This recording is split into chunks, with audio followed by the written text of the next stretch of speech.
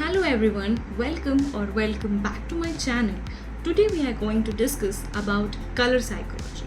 Color psychology is very fascinating topic for the interior designers because while recommending the colors to the customers, we need to take care of the colors that we are going to choose. We need to check the emotions and behaviors that resonate with our clients, and according to that, we need to choose the color.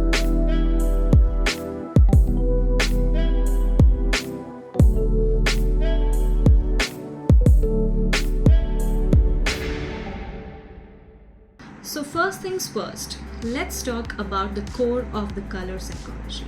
The core of the color psychology is color wheel. Color wheel is very powerful. The color wheel is divided into three primary categories: warm colors, cool colors, and neutrals. Each category evokes different emotions and moods, influencing how we perceive and interact with the space. Now let's start with number one, warm colors. Warm colors are basically reds, oranges, and yellows. These are very energetic and stimulating. Incorporating warm colors into your design can bring in the feelings of passion, enthusiasm, and comfort. They are great for social areas like living rooms and dining rooms where you want to encourage the interaction and conversations. Now, let's talk about number two, that is cool colors. Cool colors are basically blues, greens, and purples. They give very soothing and calming effect to the space, making them perfect for the spaces where tranquility and relaxation is important. Cool colors are perfect for bedrooms, bathrooms, and other areas where you want to create a sense of calm and serenity.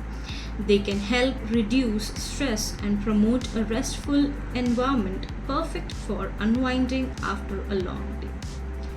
Now, last but not the least, neutrals.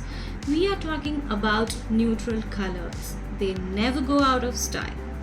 Neutral colors serve perfect as a background colors as they allow to shine the other colors at the same time.